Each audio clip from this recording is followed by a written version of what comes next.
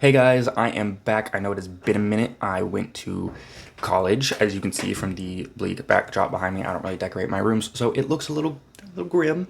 Um, I promise it's not actually that bad. You can't see my desk, which is actually very nice. I don't know how I'm feeling about this setup. We're gonna see. We're gonna run with it today. I might change it in the future. I might be sitting in a different spot. Might do something completely different. But we're gonna use this today. It's not horrible. One apology.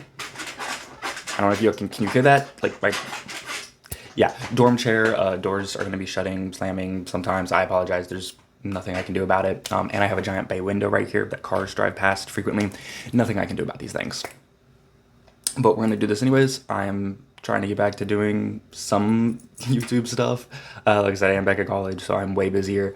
There's a lot more going on, and it's not as easy to sit down and do something like this because I have a lot of research that goes into it and stuff. Like I research my short form content, but these are longer and I do way more research. So I'm gonna try to keep up with this stuff, but we'll see.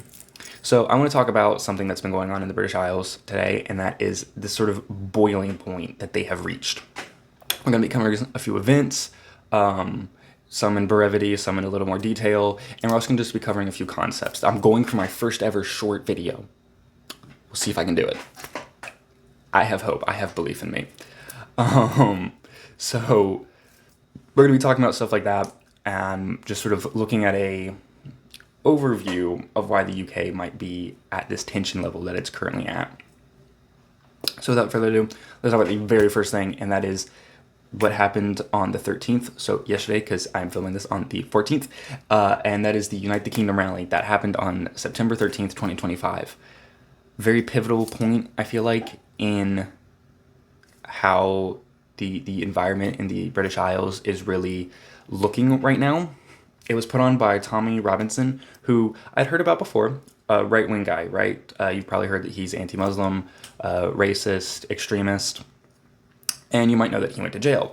What you might not know is why he went to jail, because I knew that he went to jail, but I didn't know why he went to jail, and I found that out researching a completely unrelated thing besides this rally, which was shocking. He went to jail for recording trials of grooming gangs that the British authorities had deemed too dangerous to be allowed to be seen by the public.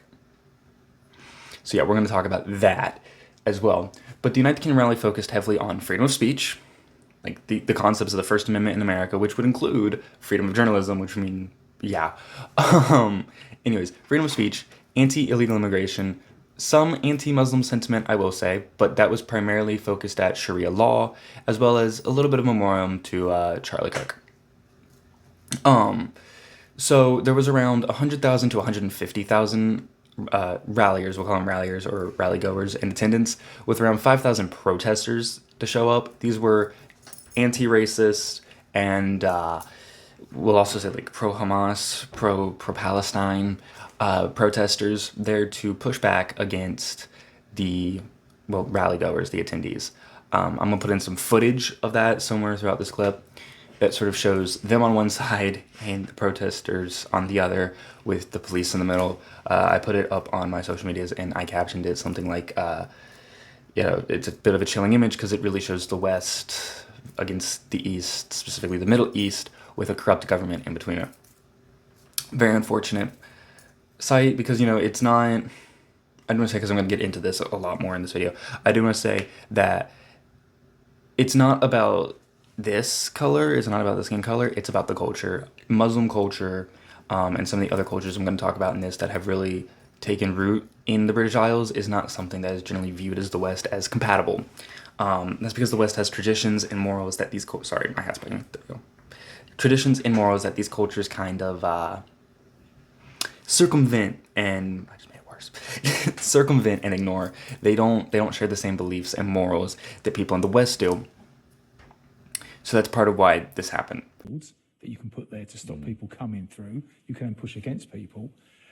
We've seen previous events where they prefer just to have officers there or say you. So another part of the rally, or whatever you want to call it, was clashes between police and protesters. Now this is unfortunate, I will say. Unite the Kingdom rally goers did break the barricade and push through into areas they were not supposed to be, which is unfortunate and disruptive and not necessarily helpful to any cause. but also the pro-Palestine, pro-Hamas, anti-racist protesters also clashed with police trying to get to the ralliers. So both sides were not well behaved at all times, and it's frustrating to see that. I understand the tension and pressure that the right is feeling, and I mean, if you truly believe that Muslim culture is good and that, you know, these people are truly racist and are truly harmful to this culture, then I can kind of understand being fired up to protest against them. I mean, freedom of speech is what they were rallying for, so of course you have the right to protest and be wrong in that instance. But it's still unfortunate that both sides clash with the police, although I'm not surprised on either side because you do have a ton of right-wing people who are very upset, and then of course the left. The left can't behave. We've known this for a while now. So it's minimally surprising that both sides got into a fight, very, very much so. One person who was in attendance, was Katie Hopkins, who you may or may not know. Although I hope you know, because she is pretty impressive. She's supposed to be a comedian. However, I don't find her personally that funny. But she is supposed to be a comedian. I don't find her funny. I do find her to be an incredible journalist. I do find what she's done and what she's gone up against to be something that's very impressive. But she gave a speech. And I'm actually going to play a clip from that speech. But it doesn't matter. They can put us in prison. They can shoot us. They can lock us up, but they will not stop us now.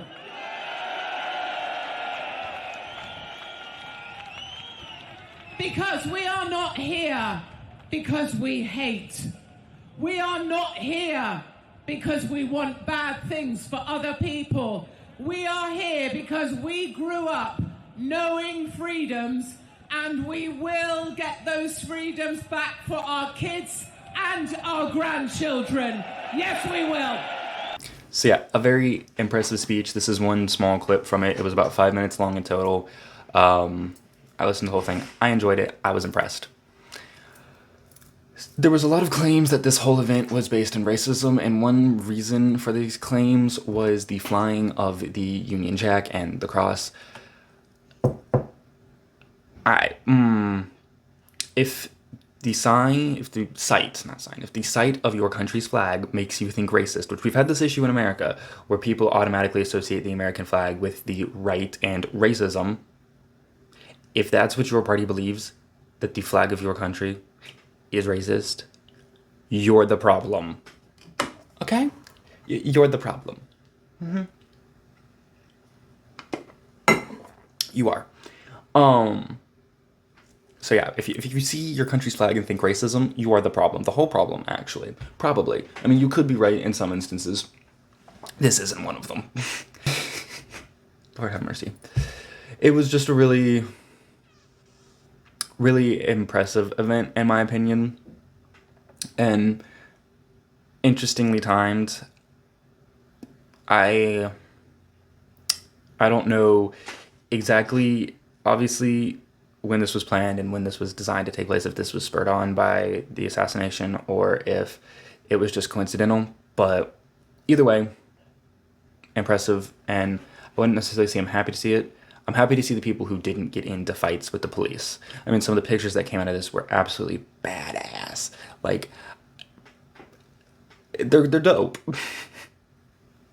And so I'm not happy to see the clashes with the police. However, I am happy to see this many people standing up for their country and standing up for Western beliefs and saying, hey, these cultures aren't, they don't work with us. They don't work with our Western culture. They don't work with our beliefs. And yeah, we are going to talk about something next that is a little bit more grim. Is that a good word for this? Grim? Because it is something, it takes what the left is acting like this was, and it actually is, and it's over essentially the same thing, although the kickoff point for this, I don't really give content warnings, but yeah. So we're going to talk about the Ireland riots. Those lasted from 6/10/2025 to 6/13/2025. 100 plus rioters attacking police and infrastructure, setting fire to parts of Northern Ireland, particularly and specifically, it's been a morning, um, in Belfast. This is in response to two 14-year-old Romanian boys being accused of raping a girl. This was via oral sexual assault. Like I said, this is content warning. Although this did take place in Belima.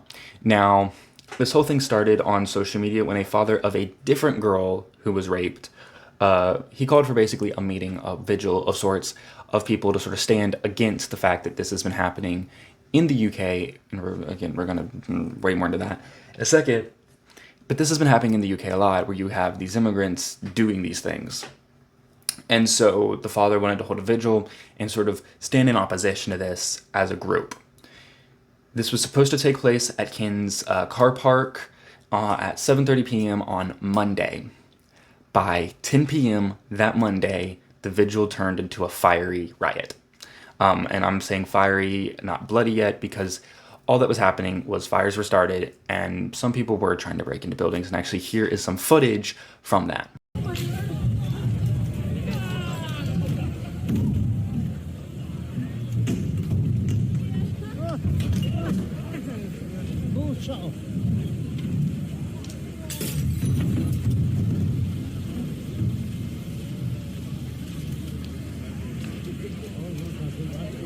What happened?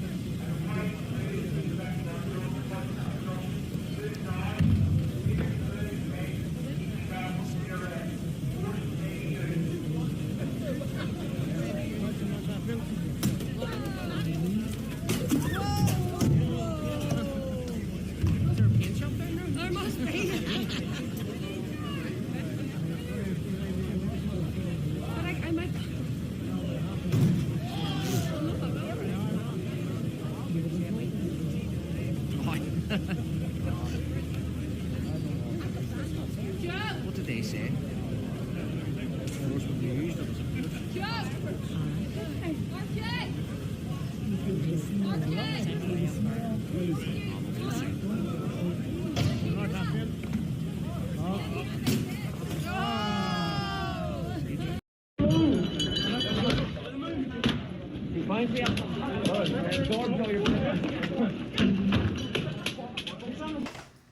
So yeah, by 10:30 p.m. those fires had started. They were burning down barricades. They were trying to get through windows and breaking stuff. If you watched my video on the DC takeover, you know my opinions on rioting. I'm not a fan of it. It's not good behavior. And we are talking about, in this certain context, things that go against Western values. By no means do I condone this behavior. However, what I do condone is the sentiment of pushing back against corrupt governments that have allowed Western culture to be perverted and have allowed sexual assault to be committed against young women and girls repetitively and have ignored the problem. So, it escalated quickly into police and rioters clashing with one another. Slogans of "Ireland is full" and "We want our country back" were chanted by the rioters. Again, not condoning this behavior. Now let's talk about what the media labeled this. I will say, I would label this as violent and stupid. I would label this as a waste of time and not how we need to get things done. If you really want to go there, you're going to start a civil war. And we can save the West without that. And I would prefer the West saved without that. We don't need that. That's just not it. It's not going to be good for anybody. And with what's happened recently, there's been more and more calls for essentially a Western civil war. And I am not happy about that at all. But the media had a different spin on this. The media was calling it racist. I'm gonna tell you right now, if you have an issue with culture and behavior, and that culture and behavior seems to be practiced by a specific group of people, that doesn't make you racist. Because it's not all people who look like that they have an issue with. They have an issue with people who practice this specific culture. Because there are white people who are Muslim, and they still have an issue with it. Okay? This isn't necessarily racist. This is against a culture and a religion that celebrates things like child marriage, stoning women to death, throwing gay people off of buildings, and murdering Christians because they don't believe in Allah. So, racist? No. They also called it incoherent. Watched a lot of footage, watched and went through a lot of stuff about this. Incoherent was not something that I saw. There was a very clear message. Ireland is tired of immigrants who do not believe in Western values, who are illegal for the most part, and who commit sex crimes specifically against minors. Not very incoherent. I feel like that's pretty but okay. I'm really they labeled the Unite the Kingdom rally as racist, as neo-Nazi, as all this shit, when it wasn't. And this is the same sort of rhetoric that caused the recent assassination. I'm just saying, they don't call you a Nazi because they believe you're a Nazi. They call you a Nazi so that they can justify killing you. This is actually something that the fascists in Italy came up with. This is how they did what they did. They started this practice, and this is a tangent, but they started this practice of calling their political adversaries fascists.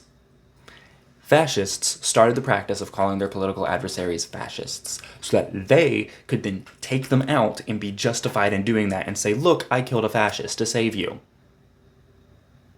This is not new. And it's this sort of shit that causes it. Because yes, these people might be against a specific culture and you might not like that. But that doesn't make them Nazis. That doesn't make them racist. It's not like they were marching through the street and screaming, get rid of all brown people. No, they were marching through the street and saying, stop illegal immigration. They were marching through the street and saying, protect freedom of speech. They were marching through the streets and saying, protect Western values. That doesn't make them racist. That makes them people fighting for their country and fighting for their culture during the takeover of another culture.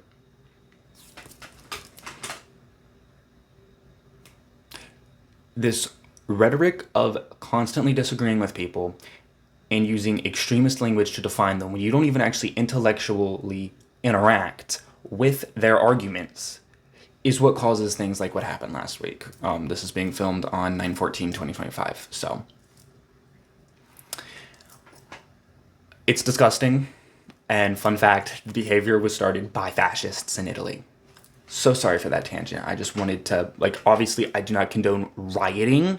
However, I also don't condone this bullshit because it's gotten someone killed. Anyways, as of April 2023, immigration reached a 16-year high of 1,416,000. I don't know. Apologies. Anyways, this was in Ireland, and in 2023, it reached that 16-year high. I'm going to read a quote, so I'm trying to stay away from those more, just because I watched one of my videos back during the abortion thing, and I'm like, this is over 50% me just reading quotes. That's bleak. But I am going to read one quote. New PSNI annual report shows 2,049, I can do that number, 2,049 racist incidents and 1,329 race hate crimes. Pause. Racist incidents and race hate crimes in the British Isles means you said something they didn't like. Actually, fun fact, pointing out the rape gangs, also referred to as grooming gangs to make it sound better, critiquing the rape gangs can be considered racist. We're going to get into that, although I am already at 18 minutes. Shit. Anyways, detailing the highest level recorded since records began. Sorry, I'm dyslexic, leave me alone. Detailing the highest level recorded since records began in 2004, the year ending June 2025 shows the worst ever period for racist hate crime after riot and migrants attacked. Amnesty is calling for a new Amnesty is calling for a new anti-racism strategy and justice for victims. Hate crime thrives when politicians deliver words but no action.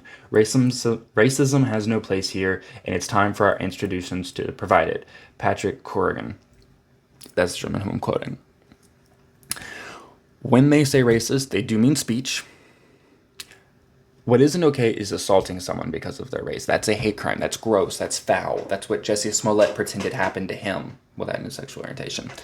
And again, I go back to I don't accept the juxtaposition that this is all racist. Yes, I'm sure there was some racism involved. I'm sure there were some racists at the Unite the Kingdom rally. I'm sure there were some racists in these riots. I truly do think, though, this is Western people tired of their culture being invaded by Eastern and Middle Eastern, South Asian ideals. This disgusting culture that allows things that are just, we're going to talk about that at a later date. I don't have time for that in this video.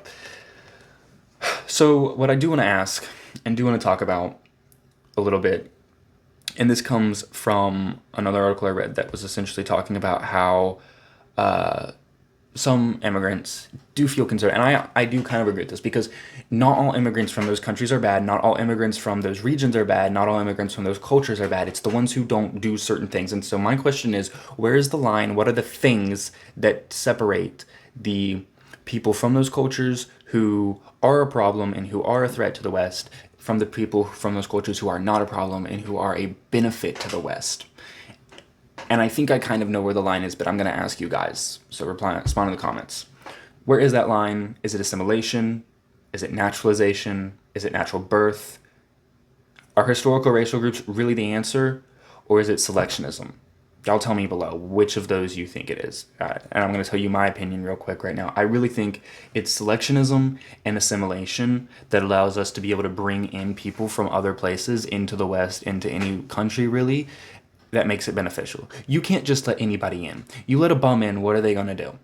They're going to drain the system. They're going to take money from hardworking taxpayers, and they're just going to cause problems.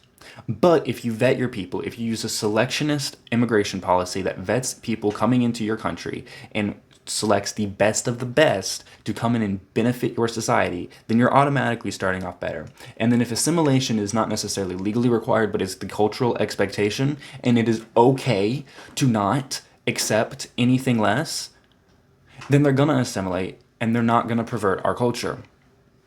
Now, of course, Western culture probably has some things that can be critiqued about it. However, when we are talking about this specific cultural difference, there is not a lot there that is redeemable for the other culture.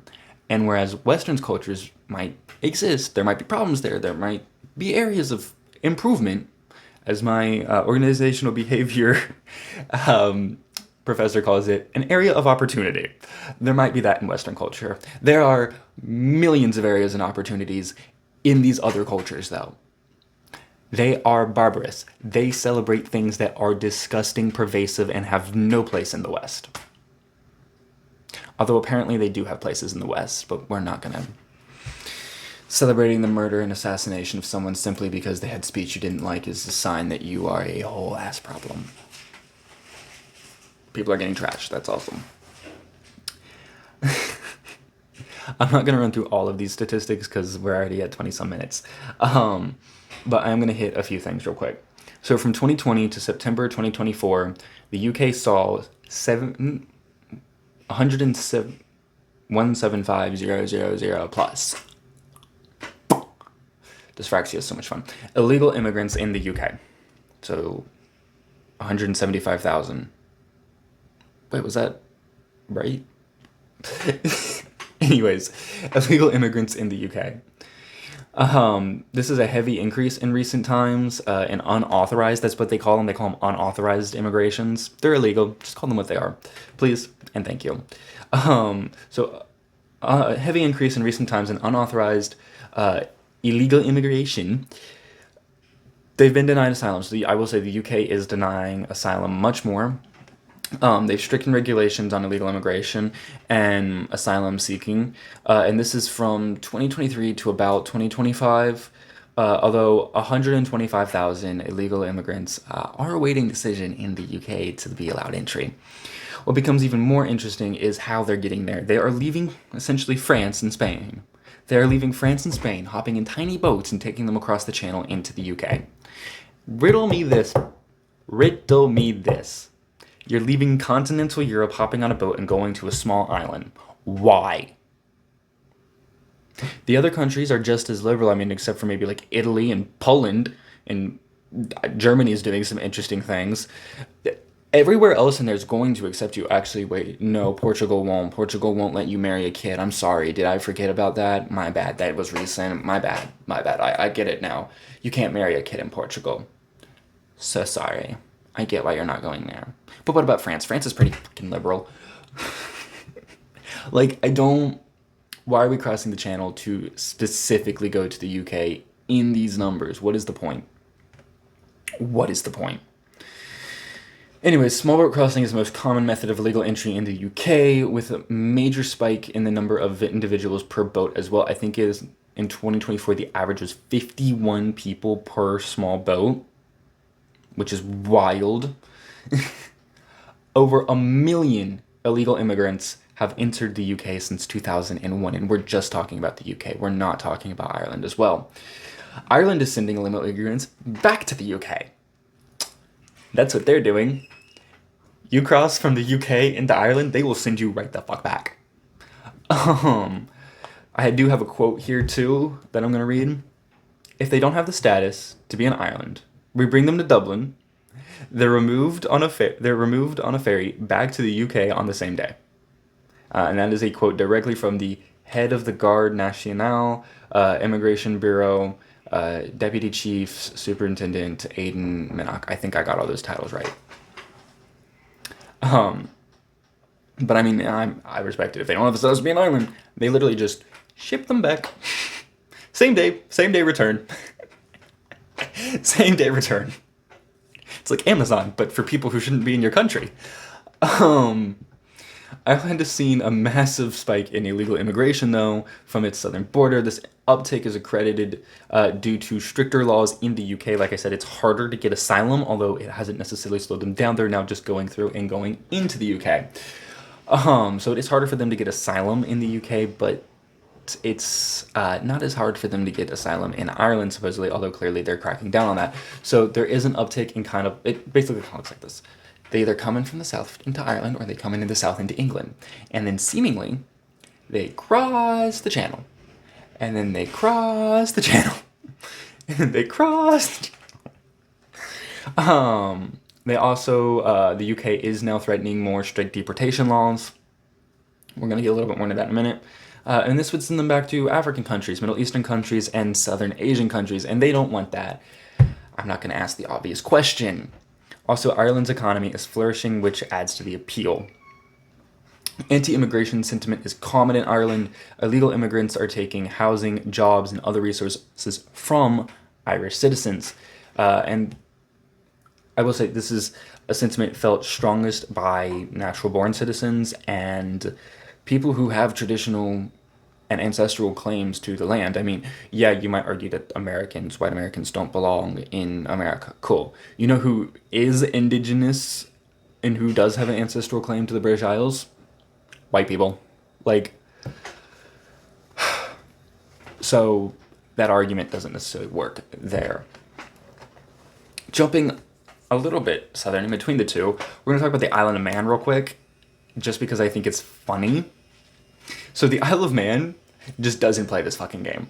They don't do asylum seekers. They don't do illegal immigrants. There's a group in the Isle of Man called the MHK, and they really want lessened restrictions in the Isle of Man for asylum seekers from Ukraine, and they did consider it briefly. Got bad news for you. Not gonna happen. The Isle of Man just literally says, nope. They have a statement out that basically says, if you are an employer, you are responsible for making sure your employees are citizens of the Isle of Man, Ireland, or Britain. And if they aren't, that's on you. And you in trouble. Big trouble. Because that's not okay in their book. So they don't play that game. To the point of, they actually had a drug scandal in the Isle of Man thanks to Brits coming from Liverpool via the airport of the Isle of Man, and going to Douglas. Douglas is a large city in the Isle of Man. This is a very tiny island. The Isle does allow for British and UK citizens to come and go freely because they have a common travel area with those two countries. All three of them have this common travel area. I will say the Isle of Man is a self-governed, what's the term? Like, not client country, but they're underneath the UK in a way, but they are self-governed. Kind of like how Puerto Rico works for us, or DC, to a certain degree. But yeah, they don't play this game, and because of this drug scandal, which was being run from inside a jail too, which is kind of funny, they got even more pissy. They're like, do we have to have this back and forth thing going on with you guys, or can we just like lock the door, throw away the key, and never let anybody else in here? So they don't play that shit. Unlike Ireland and the UK, the Isle of Man just doesn't play that shit. Alright, speedrunning something real quick, that it was an interesting story. Shit, I'm at 30 minutes. Well, I tried. In Northern Ireland, on 7/10/2025, there was an effigy of, essentially, it was a migration boat effigy. It was a giant pillar, or a giant pyre, with a boat on top that had about a dozen life-size dummies on it. This effigy was burned and now is being investigated as a hate crime. This was anti-immigration. It was strictly anti-immigration. It had the following slogans on it: stop the boats, veterans before refugees, stop illegal immigration. This was in Moygashael. I hope I'm pronouncing that right. And fireworks accompanied the fire. Now, this was all sort of around a July 12th celebration where over 300 bonfires were lit. And this is sort of when Ireland celebrates when King William III overtook the Catholic King James and sort of cemented part of Ireland's independence as a free nation. This is a lot like our Independence Day. And so, in a similar sentiment to these people who truly feel like their culture and their country has been invaded by a foreign culture that is pervasive and has no place in the West, they lit an effigy. And now it's being looked into as a hate crime. Now, I don't know about you, but to me, I live in the US where we have freedom of speech. And freedom of speech actually goes as far, despite our president's recent attempts, freedom of speech goes as far as to allow you to burn the American flag. So I see no issue, as long as they were within fire ordinances, which it sounds like they were, because it was part of one of these celebrations. I see no issue with them doing that. Is it a little bit crass? Yes. Is it something that you should be able, as a Western country in a free society, to charge somebody with? No. Moving on, we're going to talk about something. I'm going to do a full video on this, so we're going to briefly hit some points. So, rape gangs in the UK reportedly have existed since 1999 or earlier, as early as before the 1990s. I'm calling them rape gangs. They're called grooming. How long does it take you to shave? I'm so sorry. I don't know if y'all can even hear that, but there is somebody shaving, and it is bugging me. Anyways, minimum of 26 years of rape gangs with when it was positioned. Oh, yeah, that's what I was saying. I'm going to call them rape gangs. I am not calling them grooming gangs. Because yes, they groom kids. You know what they groom kids to do? Rape. Predominantly, these gangs are made up of, thank God, he stopped, are made up of Middle Eastern and Southern Asian peoples. Who are Middle Eastern and Southern Asian peoples? Muslims, Arabs, Pakistanis, Indians. I'll put up the two regions on the map. I'll put up a map of the two regions on the screen. I need more coffee. Kidding, not really. But this is predominant where they come from. Now, there are some white people in these gangs, and whether or not they're Muslim or not, I couldn't tell you. I'm not trying to make this a race thing. I'm making this a culture thing. This isn't a race thing, this is a culture thing. Cool, glad I could set that straight.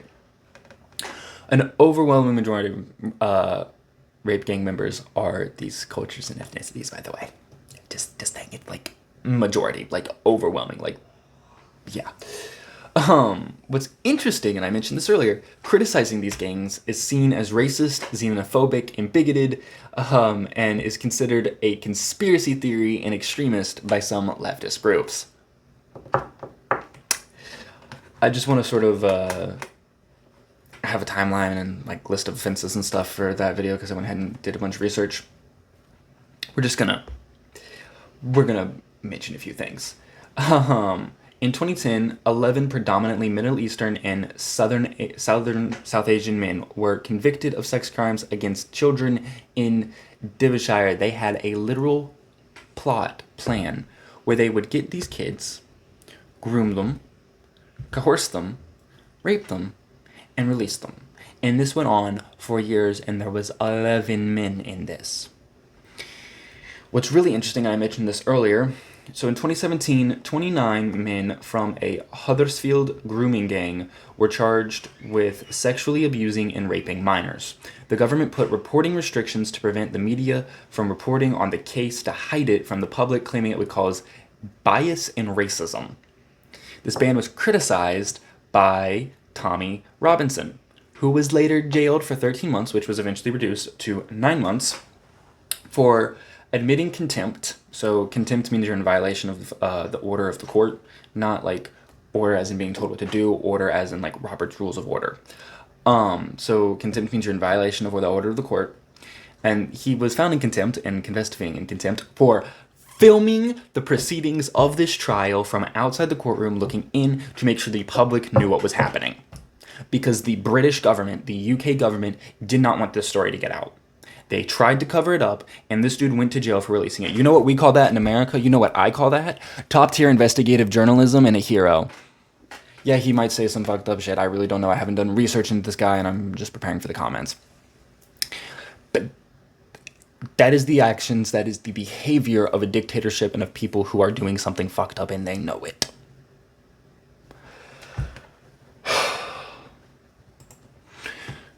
I visited the UK recently. A few months ago. While I was there, I spent some time in London. Now, there have been talks that London is no longer a British city, and I fully agree with that. London is a Sharia city. If you don't know what Sharia law is, and we're going to do a full video on this, probably, we'll see. Sharia law is essentially Muslim rules of order, Muslim law, think kind of like Jewish law, except extreme. Sharia law allows for some really, really wild things, and I actually have a... if I can find it very quickly, I have a short list of a few things that are perfectly legal in Sharia law that just... they turn my stomach, if I'm being fully honest. The liberals back Muslim culture in a way that it makes no sense to me. I'm just going to be oh so honest. It doesn't make sense to me. I cannot find it. So, this brief list, and I'm going to be reading. Bear with me. I'm teasing. Yes, I'm dyslexic. Yes, it's a problem. That light gives me a headache. That is not fun to read off of, and I'm doing a lot of this, so my mouth's dry. So yes, I fumble my words, and I do apologize. But we get through it together. But we're going to talk about a few elements of Sharia law real quick. First and foremost, theft is punishable by amputation of the hands. I don't know about you, but to me, a Christian, a law that says that, based off another religion, Islam, that seems a little extreme because it sort of makes it really hard for them to be rehabilitated. It makes them really hard for them to repent and then use those same hands for good if they ain't got their hand no more.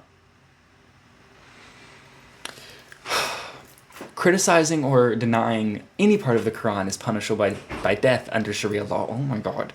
Is punishable by death under Sharia law, which, again, as a Christian, couldn't fathom. You're allowed to criticize Jesus, and it's perfectly fine. I mean, I'm not necessarily a fan when people do it and get disrespectful. I mean, if you have actual intellectual questions and criticisms, pop off. If you just want to be a dick, weirdo. Anyways, homosexuality is punishable by death, but, okay, this one sends me into a spiral. Homosexuality, they'll kill you for it. However, if you sodomize a little boy, that's fine.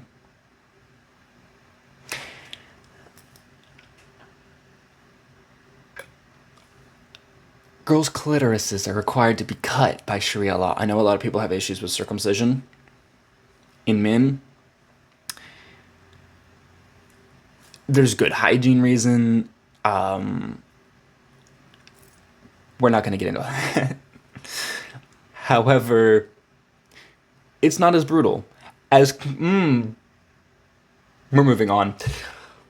Girls can be sodomized until... Wait, what? Girls can be sodomized until and vaginally raped after 8 years of age. If y'all don't know what sodomy means, it just means non-vaginal sex. So, until girls are 8, it's perfectly legal. It's actually allowed under Sharia law to sodomize a girl under 8 years old. And after they turn 8, it's allowed to rape them.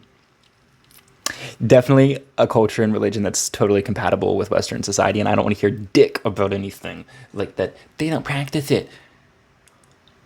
You can marry a 12-year-old in Iran. We're gonna just skim through this real quick. Give me just 1 second. A woman can have one husband who can have up to 4 wives, because that's equality. A divorced wife loses custody of all her children over 6 years of age. And when they get older than 6, if they weren't older than 6 when they divorced, she loses them. I'm done. You get the point. This is something that they've been trying to implement in the UK. Wouldn't you be kind of pissed?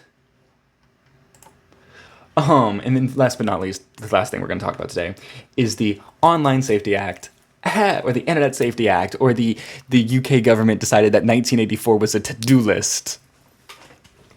This book, they looked at this book and said, to-do list. That's what that is. Again, I'm going to do a deeper video on this. However, what we are going to talk about is just a few little, things. So there was a woman imprisoned for 41 months for a tweet, which is a longer sentence than a rapist got in the UK. Just so we're going to put that into perspective on the forefront. Why is a rapist getting only 41 months? On the second front, why is a tweet getting a longer sentence than rape? It focuses a lot on hate speech, even though it claims not to. It requires forced ID for the access of any adult material. It really restricts the ability to be an anonymous source. So think about Wikipedia, think about people fleeing war-torn countries, trying to blow the whistle on corrupt corporations or corrupt governments. Yeah, it destroys their anonymity. That's not okay. At all. Satire is actually in violation of certain anti-hate speech laws that are sort of implemented in the sphere of the Online Safety Act. I will say, its original intention was to protect minors from pornography. Do I think pornography is bad? And I'm just going to give a quick opinion on this. Do I think pornography is bad? Yes. Should it be banned by governments? No. Should it be used as an excuse to allow Orwellian laws to take place? Fuck no. That falls on the parents. That falls on education that the government can fund. The government can use taxpayer dollars when they teach sex ed to teach about the harmful effects of pornography. And parents can get involved in their kids' life and check what their kids are doing online and making sure they're not doing those things. It is not the place of the government to spy on people and to enforce very restrictive anti-free speech laws, Orwellian laws, that then allow them to do this in the name of protecting children from pornography, when so far the laws haven't even been implemented for that, but it's been implemented and its effects have caused so many other issues. The sale of VPNs has skyrocketed since this took place. Historical information such as the Crusades, Roman history, Richard Lionheart. Yeah, you can't look those up without verifying your age in the UK now, because it doesn't just target pornography. It targets any and all mature content, and the definition of mature content is as loose as humanly possible. Also, the bill that was initially written, this initial act, basically is written in the most convoluted way possible, but it caps itself at 18. So essentially it's designed to keep 18-year-olds away from this content. Except, fun fact, the UK is trying to drop the voter registration age to 16.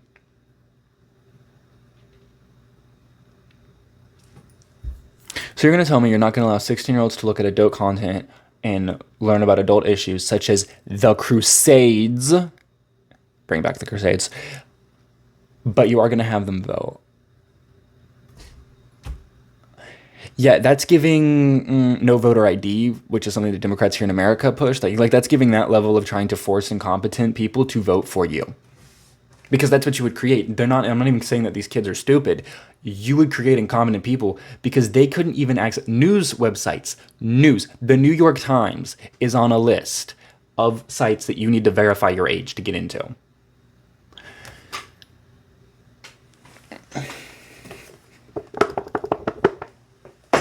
Actually, I also have another book. Fucktards. Yeah. All of that is why the UK is collectively losing its shit. And there's actually more to it. And did I say I meant the British Isles? There's a lot more to it. In nuance, in detail, in specific cases and specific crimes, but those are the like really major big picture stuff that is going on that is really fueling this tension and this dissent, this feeling that their government has basically abandoned them. Yeah. Illegal immigration, Sharia law, rape gangs, violations of freedom of speech, and Orwellian law. It is no surprise that the British Isles are losing their shit, that they've hit this tension, that they are rallying and rioting. Am I a fan of the rioting? No. Do I fully back the rallying? Yes. That's a peaceful form of protest. Do it. Do it, do it, do it. But I would say, time and time again, do not stoop to their level. Violence begots violence. An eye for an eye makes the whole world blind. And we are not to a point yet where the other side has done acts that are actual declaration of civil war. And we don't want to be the side that declares that. We don't want to be the side that goes down that path. We don't want to be a people that divides ourselves like that. Because, well, yes, we could, scrub the West of these ideologies and these stuff. We could also lose. You do know that, right? And so if we can solve this amicably, if we can solve this without more bloodshed, that is the best choice.